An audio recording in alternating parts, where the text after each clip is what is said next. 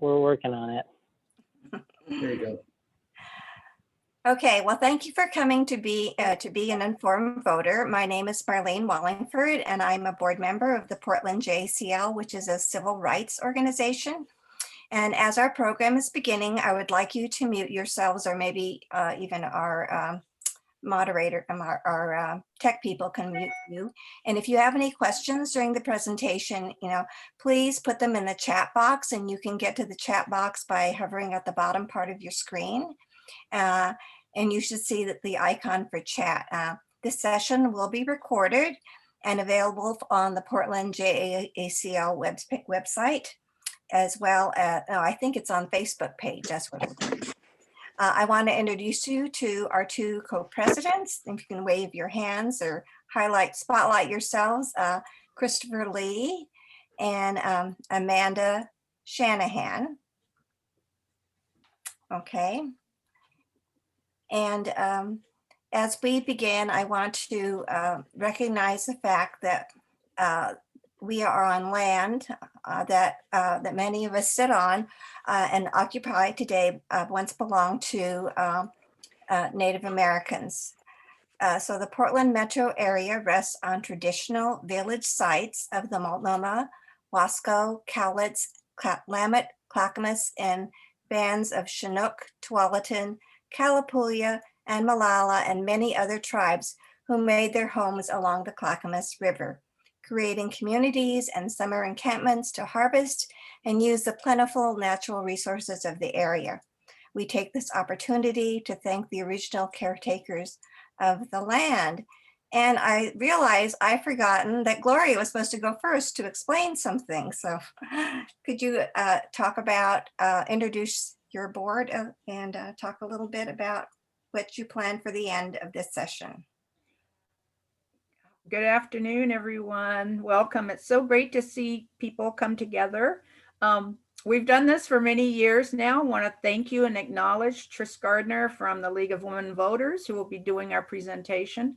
We will always learn something, and I wanted to be sure everybody knew that if you move your mouse to the bottom of your screen, you can see that you can have a reaction, and that reaction is like raise your hand or happy face. There's also a chat box, and feel free to write in the chat box any questions that you may have. And I think between Amanda, Marlene, and I will be able to catch those questions.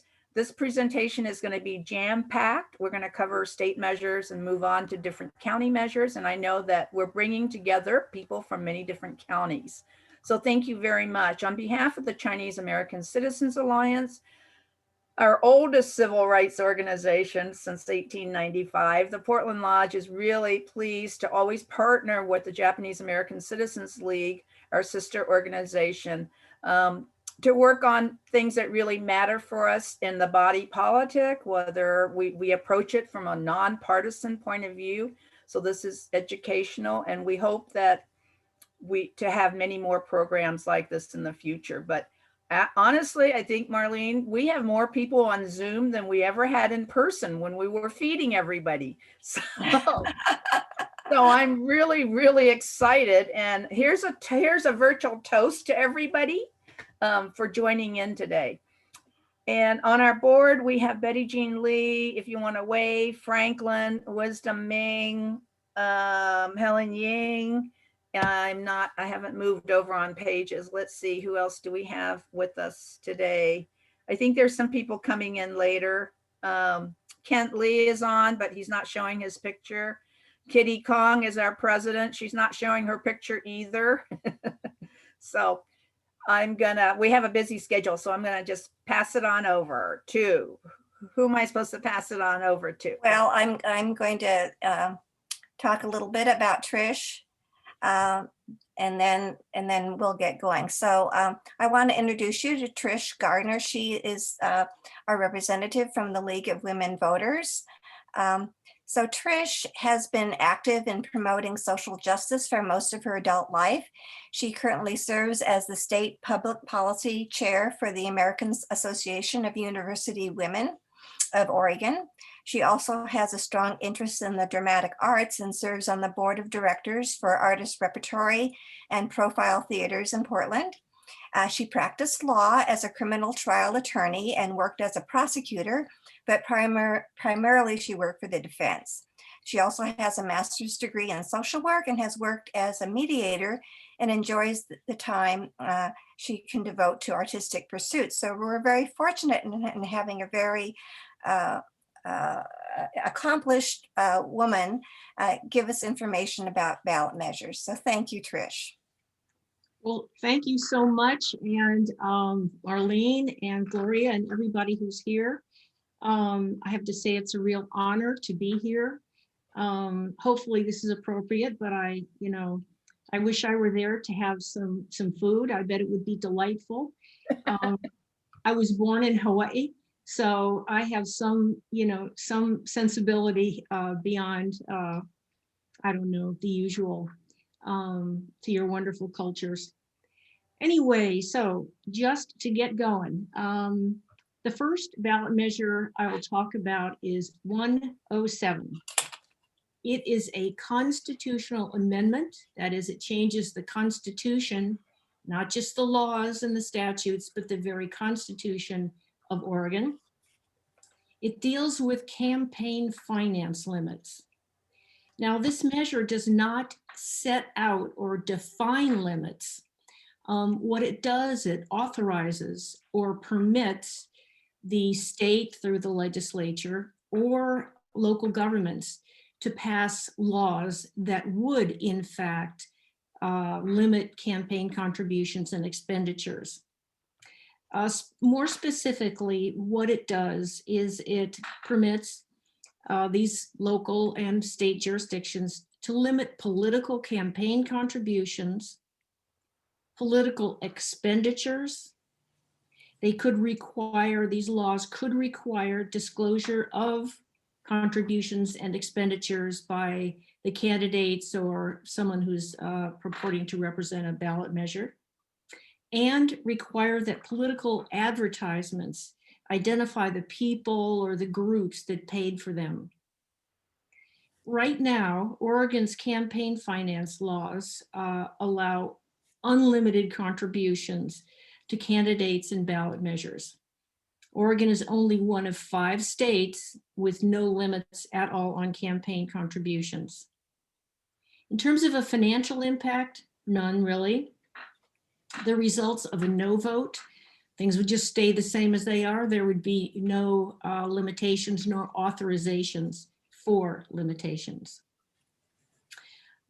Supporters say, once again, Oregon's only one of 5 states with no contributions of any kind. As a result, large corporations, wealthy donors, and special interest groups have an undue influence over the candidates who are elected.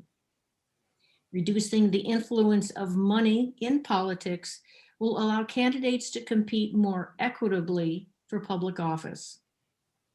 Transparency. The public has a fundamental right to know the true sources of money spent on our elections. And this reform will promote citizen participation in the political process by reducing the influence of special interests and the wealthy. Those against, the opponents say, special interests, in fact, represent the interests and voices of ordinary citizens. Money doesn't buy elections. Limiting contributions and expenditures does not limit the playing field. Campaign donations don't influence the behavior of elected officials. And the measure would weaken the freedom of speech of Oregonians, and political speech deserves the most protection, not the least. Just gonna see if there are any questions. Okay. Looks like the next one, I'll talk about the Oregon Psilocybin Services Act.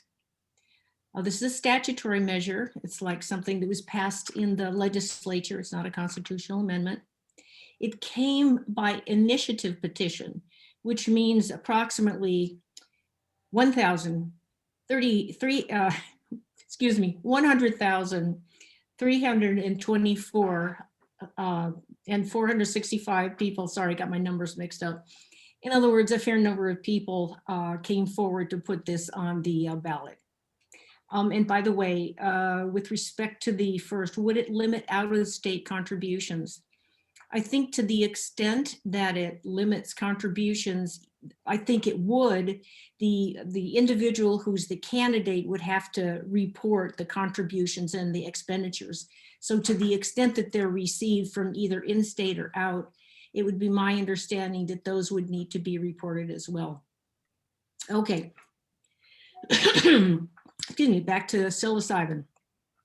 For those of you who don't know, psilocybin is an hallucinogenic chemical obtained from certain types of fresh and dried mushrooms. Before I keep going on that one, does this measure have a different threshold of passage because it is a constitutional amendment? No, no.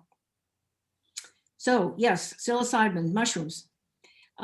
The ballot measure allows the manufacture, administration, and use of psilocybin, but only at supervised, licensed facilities and not for private or non-supervised public use.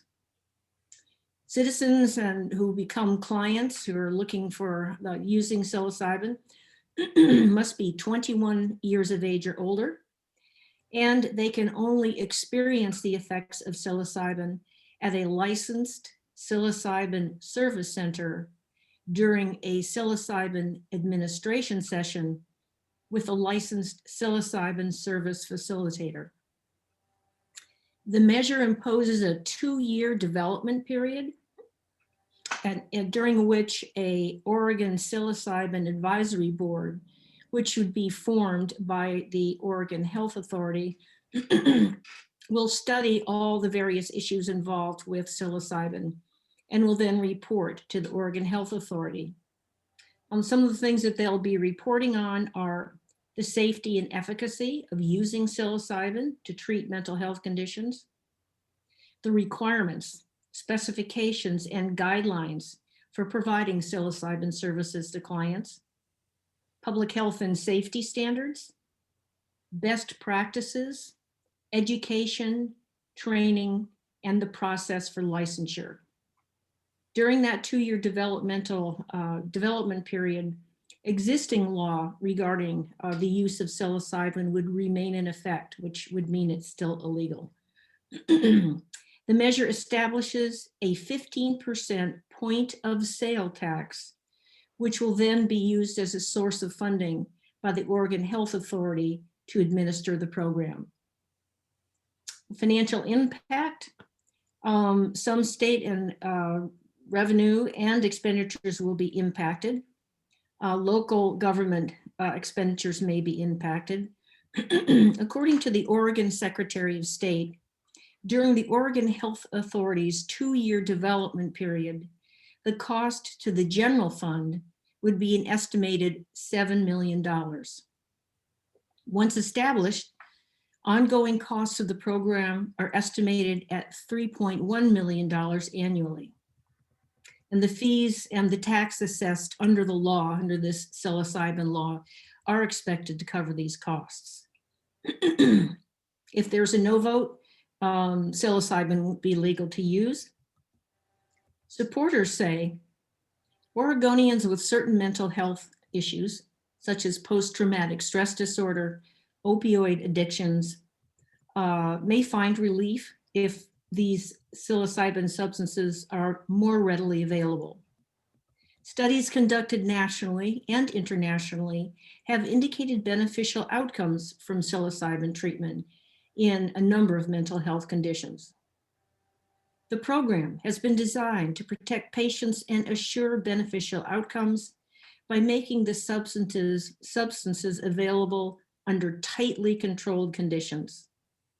The consumption of psilocybin will take place only in a controlled environment and only under the supervision of licensed and trained personnel. Opponents say Oregon would be in conflict with federal drug policy, putting the Oregon program at legal risk. Currently, psilocybin is a federally controlled Schedule I drug. Opponents continue to say that the United States is still learning about the impact of legalizing marijuana, and it might be premature to embark on another biochemical experiment. Finally, the proposal does not go far enough. The use of natural medicine should be decriminalized. Is it similar to a marijuana tax? Yes, to the extent that it's a tax on the sale, it's similar to the marijuana tax. It goes to different places. Sales of marijuana tax go into a marijuana tax fund and used for other purposes, which actually I think we'll deal with as we keep going. This would the taxes would just go to keep the program going. How would insurance cover this? Good question. Did you know my answer? Were any studies cited in the 4 arguments supporting the benefits? Yes, they were. I will say there are not many. I think most of the studies that have been saying positive things about psilocybin deal with post-traumatic stress disorder. As you know, because it's an hallucinogenic, the client essentially has a visual trip or experience, and it's understood that reframes, some of the brain chemistry and resulting apprehension or understanding of the traumatic event or the mental health conditions. I don't think that that this is something that, there's not wide acceptance of this. I think it would be fair to say that. So again, what medical conditions are mushrooms proven effective for? Again, it's like depression, severe anxiety, post-traumatic stress disorder, opioid addictions. I think that's pretty much it that has been studied. Who or what determines facilitators and what should their qualifications be? Again, during the 2-year period before this program actually begins, the Oregon Health Authority that has appointed a psilocybin board will be actually getting into the granular, the details of what really is going to require, what kind of training, how long, etc. I'm sorry, what is the name of the mushroom? It's psilocybin. It's a real, I'm going to spell it for you. I don't know if that's going to help. I kind of stumble over this every time I write it.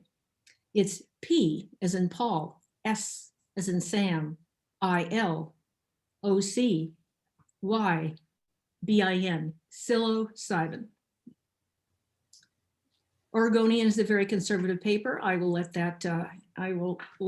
that not be commented on by me. I think the next measure, if I can pull it up here, please cooperate with me, is 110, which is, there we go. This deals with, again, drugs. Before I do this, who pays the tax, the patient or facility? It's a point of sale, so whoever is purchasing the psilocybin, I assume that's the patient, but I don't know that for sure. One way or another, I think the patient would pay for it. There would be dispensed separate sites like marijuana, I assume so, although under the circumstances, because as I understand it, a psilocybin supervised treatment takes place over several hours. So it's not a matter of just walking into like a psilocybin dispensary like one does with marijuana and takes out the psilocybin.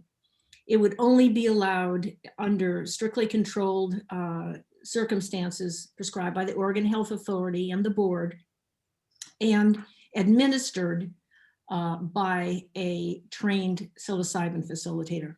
So it's not the same thing as going in and I want to purchase my psilocybin. Ballot measure 110. Good questions, by the way. Drug addiction treatment and decriminalization. Here again, this is a statutory, not a constitutional amendment. But in essence, measure 110 would decriminalize possession of illegal controlled substances in Oregon, but the manufacture or sale would remain illegal. The measure establishes a drug addiction treatment and recovery program funded in part by the state's marijuana tax revenue. So to get into the details of what I mean by decriminalizing, right now, the Schedule 1 through 4 substances, which includes, heroin, methamphetamines, I mean, pretty much all the big time, shall we say, illegal drugs that we're familiar with, not marijuana. Right now, possession of small amounts, and again, possession, not sale, possession of small amounts in Oregon are either Class A misdemeanors or Class C. Class A are punishable by up to 364 days in jail, up to a $6,250 fine or both, or Class C, which obviously deals with a smaller amount, from 30 days in jail, a $1,250 fine or both. Those would change. The possession of those controlled substances would change. They would be classed a Class E violation, and they would be subject to a $100 fine or completion or completion of a health assessment by an addiction recovery center. The measure would create a drug treatment and recovery services fund, which would be financed by general fund regular legislative appropriation and the Oregon's marijuana account allocations. The measure sets up an advisory council, which will oversee and approve grants from that fund, which will be distributed to existing agencies or coordinated care organizations, which will in turn use them to create addiction recovery centers. The centers must provide immediate medical or other treatment 24 hours a day, health assessments, intervention plans, case management services, peer support, and outreach. In terms of the financial impact, it redistributes the money generated from the sale of marijuana. Right now, the monies from that fund go to the state school fund, the state police, mental health programs, and local governments. Those are the people that currently take money for their agencies from the marijuana fund. However, with this measure, the total reduction that would be available in total to these entities is almost $9 million in 2019 through 2021 and $36 million in 21-23. Again, there's this marijuana fund, and as I said, the school fund, the local governments, et cetera, all take a piece of that marijuana pie. Now there'll be another, shall we say, piece of that pie in terms of the fund, the Drug Addiction Treatment and Decriminalization Fund. A no vote on this would just basically mean that the misdemeanor punishments that I talked to you about before would remain. Supporters of this measure, because this measure clearly states that culturally appropriate treatment programs should be developed, they will be more effective in solving Oregon's drug problems. And it's more effective than incarceration. The money currently spent on arrest, prosecution, and incarceration, or being jailed, can be more effectively spent on treatment. Opponents, the measure would divert from the dedicated marijuana tax income fund from the regulation and from the regulation of the growth, sale, and distribution of legal cannabis. Revenue from the marijuana tax would be inadequate to fund both regulation and treatment. Let's see. Do we know the percentage of space or time it reduced? Well, what I would say is this really depends on what jurisdiction you're talking about. I would say largely, few people really are incarcerated or put into jail for small amounts of possession of these substances. I'm not saying that that doesn't happen, but because it's such a small amount, I mean, when I'm talking small amount, you know how you get those, say, sugar packets, you know, when you have tea or coffee or something like that, we're talking that amount or smaller. So most of the time, you know, jails which are kind of full anyway, don't want to take just, I'm putting quotes around them, just possession of these controlled substances. So it's a little difficult for me to know, you know, how that would really have an impact on the percentage of time people are actually spending in jail because of this. And again, there's a difference between jail and prison. Jail is local, prison is, you know, that's the big time. That's when your sentence is a year or older. What does the health assessment look like? I don't think we know. I think it's one of those things that professionals who deal with mental and other kinds of assessments would know. I don't know if it really answers your question. How long would it take? Most assessments can be done fairly quickly, but I'm sure that might relate to the seriousness of the drug problem, and also if there are other, you know, mental health issues along with the use of the controlled substance. Oregon currently ranks at the bottom for drug addiction treatment. We must do better. I agree. What about those already sentenced to an A or C classification and serving jail time? I don't know. I have a feeling that while officially, formally, their sentences might not be reduced, if this does pass, it reflects the sense of Oregonians.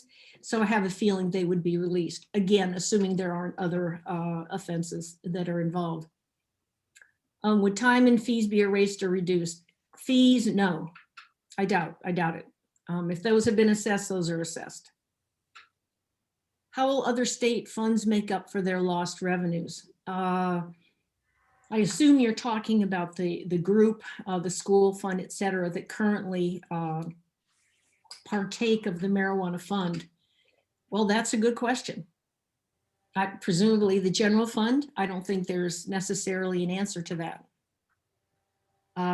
Okay. Where are we? Let's see. We did that one. Possible compare a little bit later or? Okay, yeah. So I don't know where we are, but shall I move on to the local ballot measures? Okay, I'm just gonna vault ahead. But what I'm gonna do is I'm gonna start with Hey, Trish, can I, if we have a minute, can I just ask a quick question? I'm curious on the psilocybin and also on decriminalization. Who bought these? Are they initiative petitions, referendums, whatever? Who was able to get them on the ballot? What group? Gee, I don't know if I have all the, certainly these were citizen initiatives. Let's see. If you really want that, I can get that. I don't have that on my summary. I was just curious. Yeah. I'll look it up. Okay. Sorry about that. No worries.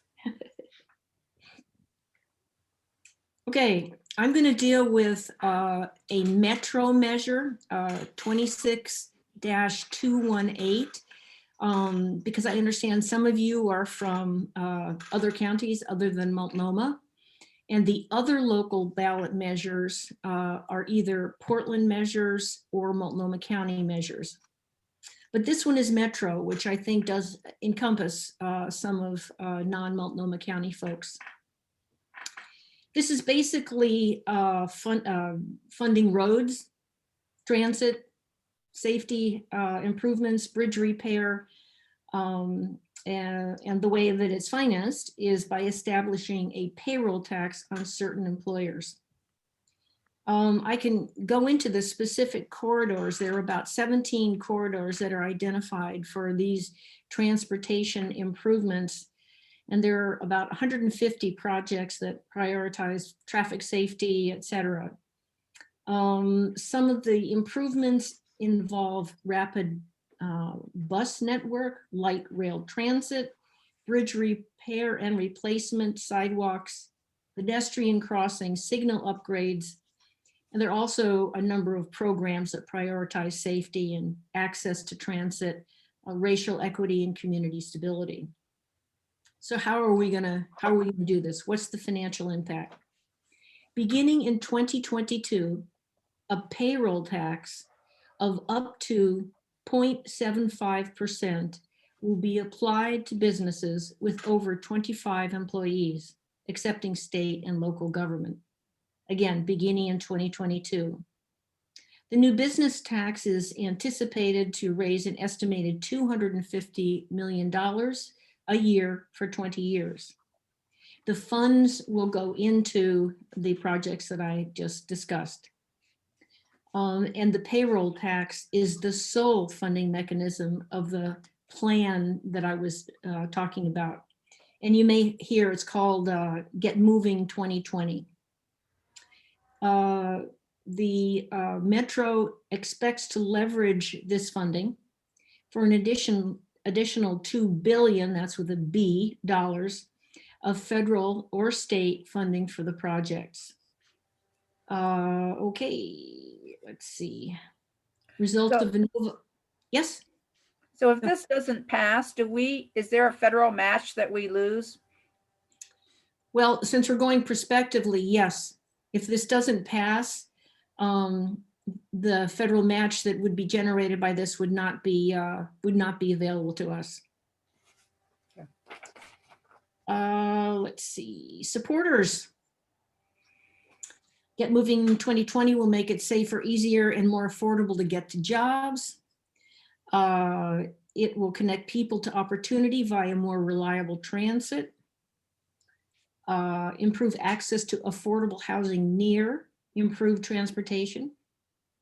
It has the potential to create tens of thousands of direct and indirect jobs, helping the region to recover from the economic damage caused by COVID. Transportation investments have been critical to every economic recovery since the Great Depression because they bring jobs in the short term and build the infrastructure needed for long-term prosperity. We need to boldly fight climate change, and this plan will reduce pollution that causes climate change by investing billions of dollars in bus efficiency improvements and electrification, new and updated light rail, and projects that make it easier to walk and bike. And lastly, that they leverage and support additional investments. Opponents to this measure. The global COVID-19 pandemic has changed everything, and Oregon is now in a severe economic downturn. This would hurt businesses, and businesses are also absorbing the new state commercial activities tax, increases in Portland business license fees, and Multnomah County income taxes. And the new Portland Clean Energy Fund gross receipts tax is on board. Businesses cannot afford another tax. Metro's multi-billion-dollar transportation package virtually does nothing to reduce greenhouse gas emissions. Spending $5 billion reduces Portland's transportation greenhouse gases by only 0.05%. This package costs $50,000 per ton in reduced greenhouse gas emissions. The opponents continue. This plan is really a smattering of small transportations lumped into one big one. And the big centerpiece project is funding the extension of Max Light Rail from Portland to Bridgeport Village. Such an expenditure makes no sense when Max ridership has been dropping since 2012 and now, amid the pandemic, is down 70% from last July. Portlanders already pay 2 transit taxes, the TriMet payroll tax assessed on employers and the statewide transit tax collected from employees' paychecks. If the Metro tax is improved, TriMet could bulldoze nearly 300 homes and up to 156 businesses for the right-of-way, according to its environmental impact statement. As many as 1,990 employees will be forced to leave the area, the analysis states. I always find it interesting that on something like a Metro tax, you know, I think that was the longest amount of time I spent on the pros and cons. What are the major, I don't know the major funders. Let me see if I have that for this one. I did not include that information on my presentation, and I apologize. I'm sure all you have to do is go on the internet and write Oregon ballot measure, whatever, and you'll get some information about that. What portion goes towards the max line? Well, I don't have the percentage, but I have $975 million. Are Washingtonians against this measure because their payroll tax goes only to Oregon and yet they use our services? I don't know. I'm not sure they are against this measure. I haven't seen anything one way or another indicating support or not. This isn't the bridge, this isn't the I-5 bridge. I'll just give you a couple of the other projects. McLaughlin, Clackamas to Columbia 181st, Sunrise Highway 212, Tualatin Valley Highway, Southwest 185th Avenue, Pacific Highway 99 West, Highway 217 and 26, 82nd, Burnside, Central City, 122nd Avenue, 162nd Avenue, Albina Vision, and Powell. So those are the identified corridors and programs that this measure is directed to. Okay, that is for Metro. Trish, there are a couple other questions up above. I just wanted to make sure you didn't miss them. Sure. One is, I heard that it also pays for free public transportation of young people 14 to 18. Does that apply to all youth in the metro area? I believe it does. I believe so. I can get that again. I'm feeling like I'm saying that the whole time. I don't know. If it does for some, it does for all. I guess I would say that. And then the other one is, how does the measure consider or center racial equity? You could provide examples. There are programs. Number one, I think it has to do with, I know there's the Albina project. I think that question kind of leads to the kind of the programs that are funded. Maybe this will help. There's a program, Safe Routes to Schools, Safety Hotspots, Thriving Main Streets, Anti-Displacement Strategies, which is clearly getting into issues of equity, Housing Opportunity. Again, we're not talking about building houses, but considering where money should be spent in connection with housing equity.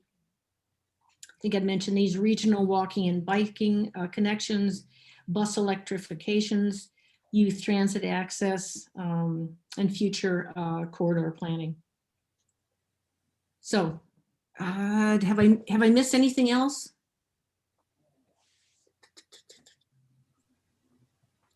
to know what proportion goes. That's it. Okay, it is one of those measures that's an investment to our community. Yes.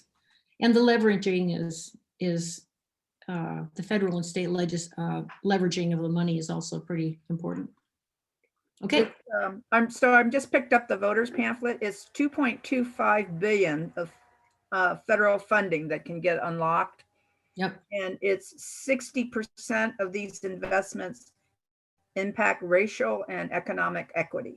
So that means lower income communities, communities of color, and areas that have been historically ignored for transportation planning. So it's Okay. estimated at 60%. I don't know if that helps anyone. It's just, it's It's- good, it's good. yeah, it's really a challenge because of the economy we're in right now. And as a small nonprofit and any other small businesses, it's insane how many taxes we get hit up with everywhere.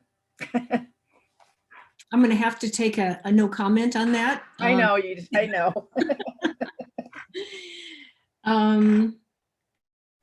Okay. I'm going to go to the ballot measure 26-211. And by the way, again, your knowledge of this is just so exciting. I usually do these things and I get no questions. And here I'm like getting great questions. Thank you. 26-211 is the library bond measure. It deals with modernizing, rebuilding, acquiring land for library facilities. It would be done by general obligation bonds. If they're approved, they will be payable by property taxes. It's estimated that the average cost will be $0.61 per $1,000 of assessed value over the term of the bond. Or if the assessed value is $200,000, it would be approximately $122 a year.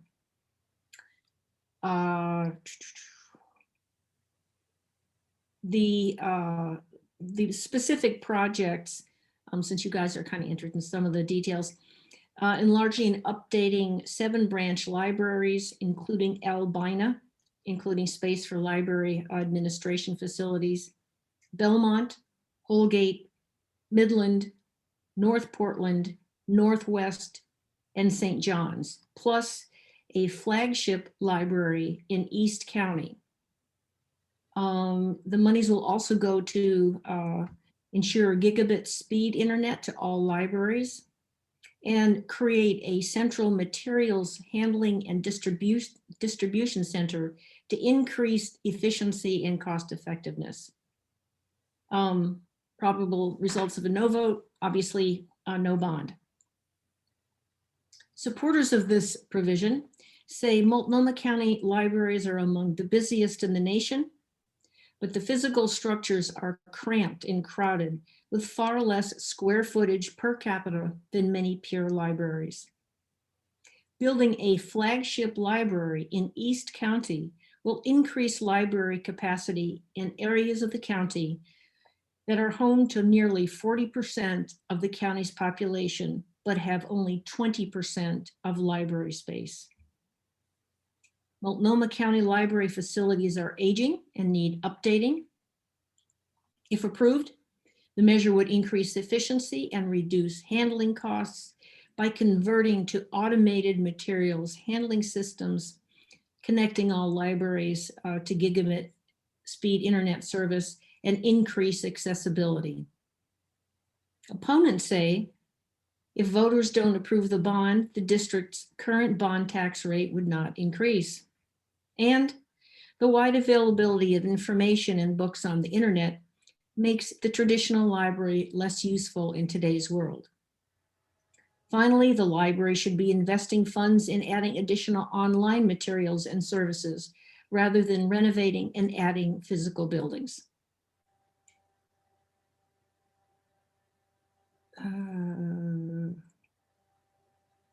I don't think there are any specific, that's kind of fairly straightforward. It's a bond measure. Okay, let's do 214. 26-214 establishes a tuition-free preschool called Preschool for All program. Higher earners taxes fund the program. For a little detail about the program, it's up to 6 hours per day of tuition-free, developmentally appropriate early learning. There's a mixed delivery model, full day, half day, year-round school year schedule. All 3 or 4-year-olds are eligible. Equitable access provided to people of color, historically marginalized communities. There are before and after care programs for those with qualifying incomes. And a board will be established to establish provider credentialing requirements, compensation matrix, including teacher pay on par with kindergarten teachers, and assistants paid $19.91. I'm sure they'd like to have $19.91 per hour in 2022. While the tax would begin on January 1, 2021, free preschool access would be phased in for all by 2030. In early years, slots would be prioritized for families who have the least access to quality, affordable preschool opportunities. Okay, the financial impact. And it's in two phases here, two sections. The first is a 1.5% tax would be imposed on taxable income for single filers where that taxable income is over $125,000 a year, or $200,000 a year for joint filers. Plus, there's an additional 1.5% tax, meaning a total of 3, would be imposed on taxable income earners for single filers over $250,000 a year. Again, the earlier was 125, that was just the 1.5. Now we're talking the 3% for single earners over 250,000. And the 3% would attach to those joint filers earning or having taxable income over $400,000 a year. This is a new tax on county residents and taxable income derived within the county. It would affect an estimated 8% of filers. Probable results of a no vote: no pre-K, no pre-kindergarten, no additional tax. Supporters: high quality, safe preschool education serves children during a critical stage in brain development. It is also an important asset for working parents. The current preschool system is inaccessible to many, and as such, exacerbates inequities across generations. Many reliable studies have shown high quality early childhood programs yield large economic returns to society.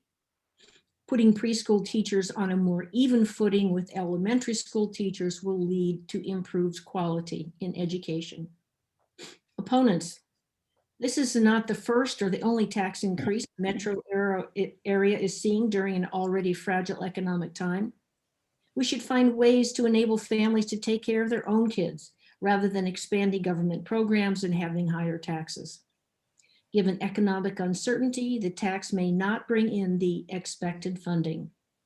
And federal implementation of universal preschool might make this ballot feature unnecessary.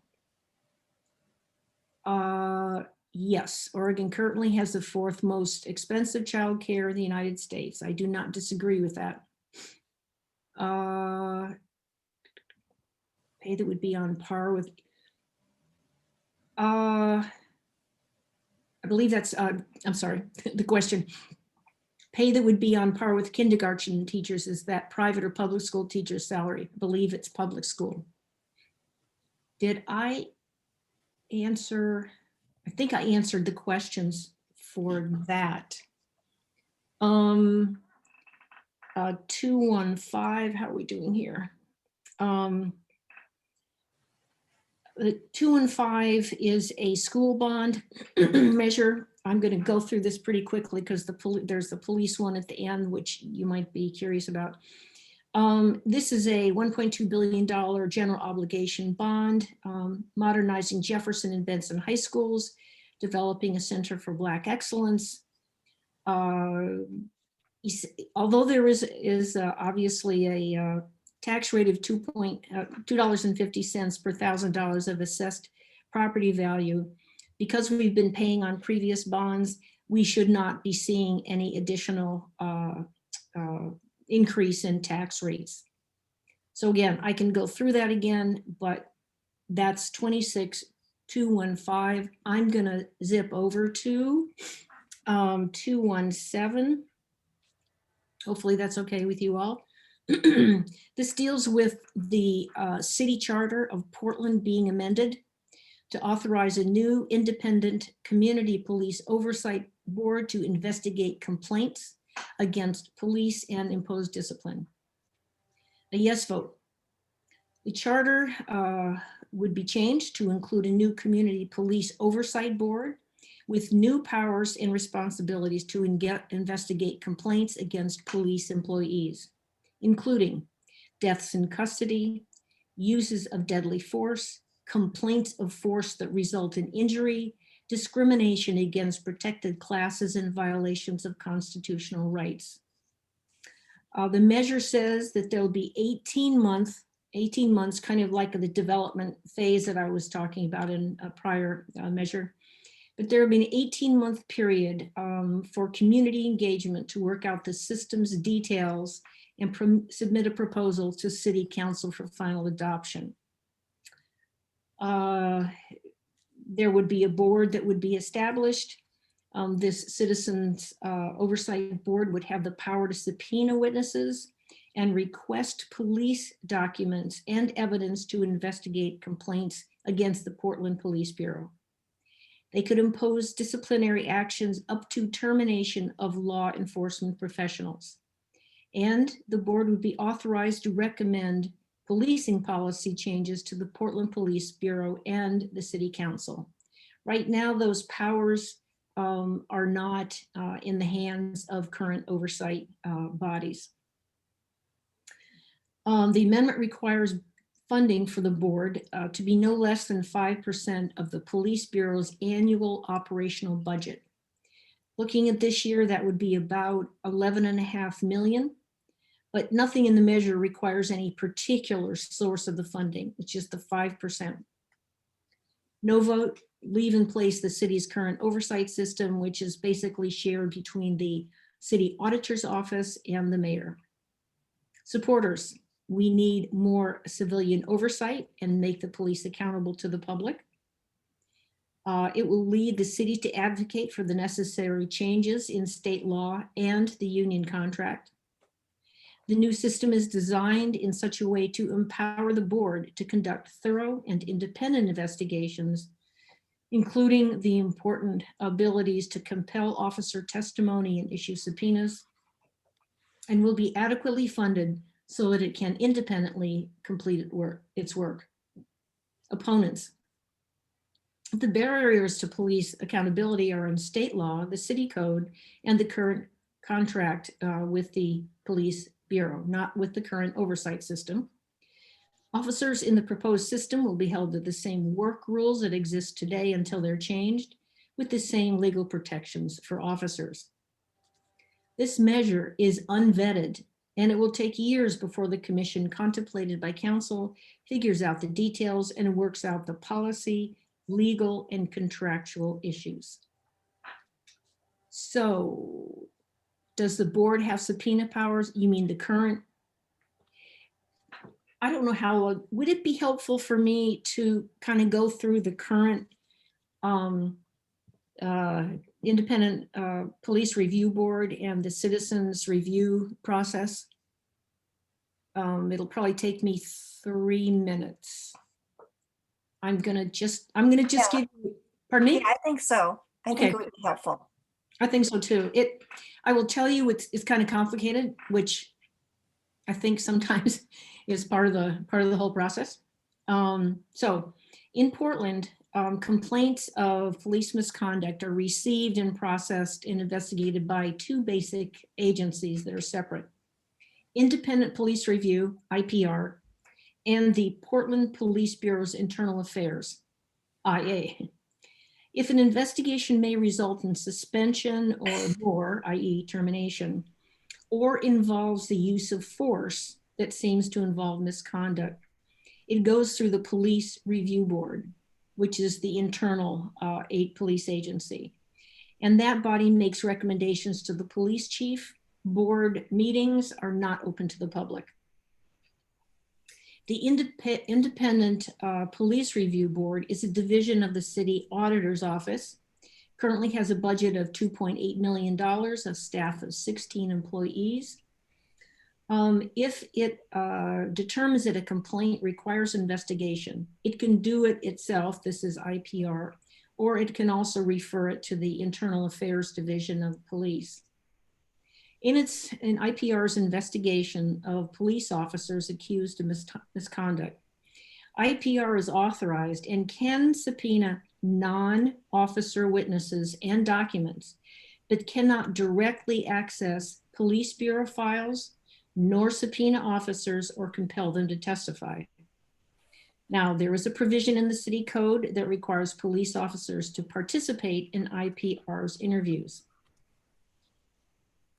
The IPR is currently not authorized to investigate officer-involved shootings or in-custody deaths.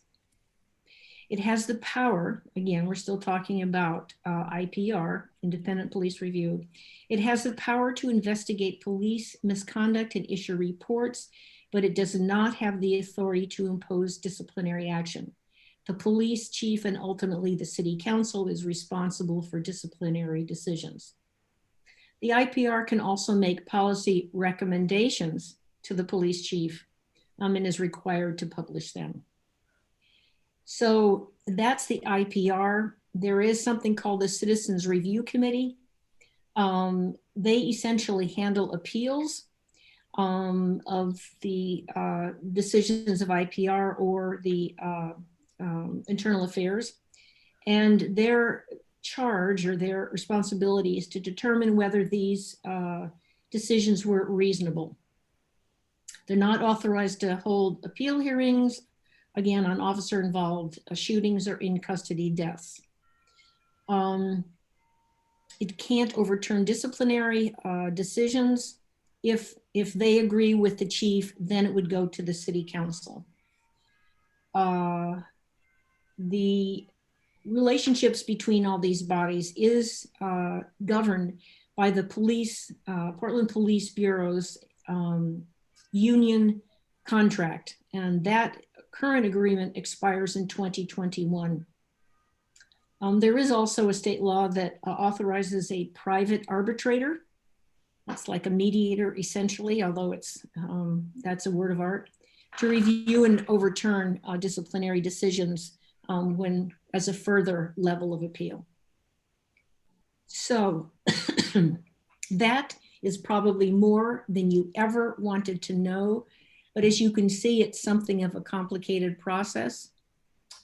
Again, I think I answered the subpoena powers. No, currently no, but under this, yes. How does the union view this bill? I would say there are portions of it that they may support, but I think that there are portions that they do not.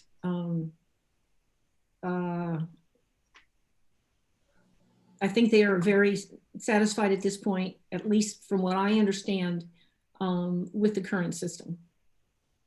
Will this proposal, if passed, be contested in court as it may impact existing contracts? As you see, the contract is going to be in the process of being renegotiated in 2021. And because the measure talks about, that developmental period before the actual details and really the plan is determined, under this measure, there won't be any changes at this time to existing contracts. There are requirements for ethnic diversity.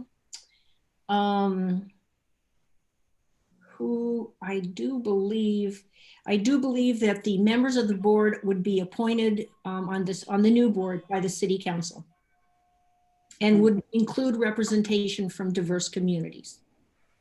That's specifically mentioned in the measure.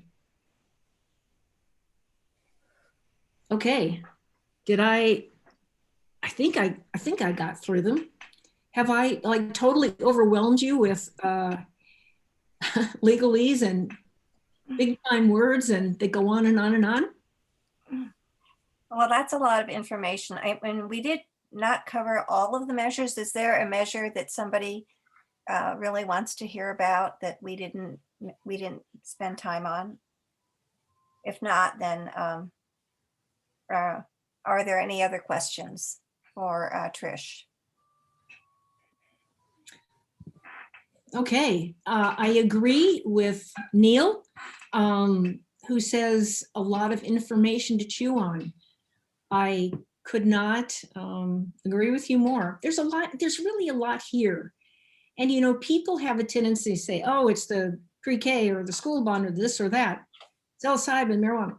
But, you know, there are details within the provisions that, you know, require one to really think about what the implications are. So I hope you read the ballot information that you've received in the mail. And if I have one final word, I'm sure you can think what that word would be. Vote. Vote. Vote. Whatever, however you come down on these, vote. And on behalf of the League of Women Voters Speakers Bureau, thank you so much for inviting me today. And I hope I've helped. And sorry I couldn't answer all the questions. You guys have been a wonderful audience. Thank you. Oh, should you have received your ballot by now? No. I believe it's October 13th, or maybe a day off, is the last day to register. And the 14th is when the ballots get sent off. Yeah, the ballots won't be sent out till the 14th. So I'm right, see? All this right. is a reminder for everybody, even if you have voted consistently and lived in the same house for 20 years, please go to Orestar, O-R-E-S-T-A-R, and check your voter registration. If you've not voted in previous elections, I believe it's 5 elections, you're invalidated. They could have had a typo. Many things could have happened, but you want to be sure when you check your voter status that it says active voter. That way you'll be guaranteed you'll get your ballot. The last day to change your voter registration or register as a new voter is October the 13th. And because we are a diverse community that speaks in different languages, one of the things I learned in registering voters is your signature will be scanned against your ballot. However, if you choose to use a Japanese characters, or in our case, in Chinese characters, because it's very confusing, because in Chinese you go surnames first, you can sign that voter registration in the signature that you use all the time. We've had quite a bit of confusion in the Chinese community because they struggled to sign their American names and then they forgot. And then it doesn't match the ballot. So just know that it's a scanned signature and you can sign in whatever language you're most comfortable with. Please give the website again. The website is simply go to Google and go Orestar, O-R-E-S-T-A-R. And it'll direct you to the Secretary of State who manages the elections. Also, the Multnomah County Elections Board website is absolutely fabulous, fabulous, fabulous. It's in many different languages. And they have, in fact, they were open today until 2 o'clock just to handle voter registration. I think that we should be very proud Oregonians in that we have been a safe mail-in state for so many decades that we have the system down. In fact, our people are schooling other states right now. I've worked with Multnomah County Elections Board for a long time, and they really go out of their way to help you on every single case. So the plan is make a plan to vote, vote early, and just get it done. And again, thank you on behalf of the Chinese American Citizens Alliance, Japanese American Citizens League. I hope this was informative for everyone. And I'm ready to do some drawings unless Marlene or Amanda or Chris, you have something that you want to say? And Well, Trish, I did want to mention a couple of activities that are coming up. The JCL is going to have our advocacy team do a virtual Get Out the Vote letter writing event on October the 17th on Saturday. We'd like to have as many people as we can join us to get more underrepresented communities, voters to cast their ballots in the upcoming election. And the other activity we're having is on Saturday, October 24th, at 2 p.m. we will be supporting the Black Lives Matter movement by joining a car caravan started by Donna Hayes, whose grandson was killed by the Portland police. And this is a COVID safe and good for people with mobility issues. So if you want to, get in the car and just drive around Portland streets and support Black Lives Matter, it's really a fun activity. And we'll be meeting at the TCC Cascade campus at 2 to start our caravan. So if you'd like to find out more information, you can go to our website, and that will, and you can get more information about both of those events. And as I mentioned earlier, we do have a lot of these extra JCL votes t-shirts. So if you would like to have one, we have them in small, a couple of larges and extra larges. Let us know and we'll get them out to you if you would like them. And okay, so we have a drawing now that Lori's going to run for 2 Amazon Fire, whatever they are, tablets. Let me answer this one question that popped up. The census is extended until October 31st. CACA is very involved with the census. Here's where we're at right now. Oregon is 99% counted.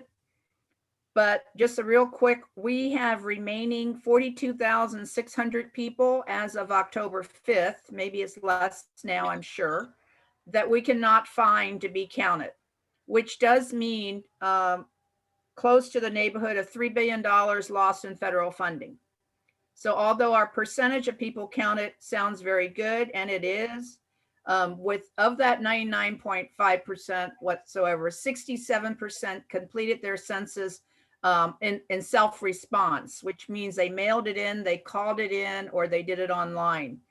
But unfortunately, we're still trying to track about 42,000 some people. And it is, remember, for every person or baby counted, it's $3,400 a year times 10 years, $34,000 per person in federal funding for programs like Section 8 housing vouchers, supplemental nutrition, Pell grants for education, and 55 other different federal and state programs that feed into it. So that's why the census is so important. Plus, we get another representative in Congress. Okay, Kent, does that answer your question? I hope. Okay, so make a push for census. We're doing good in Multnomah County, but if you have outlying friends and other, like Astoria is not doing well, Deschutes County is not doing well on their census, please try to call them. Okay, you can see I have this I have this basket and I've been shaking it. Drawing a name.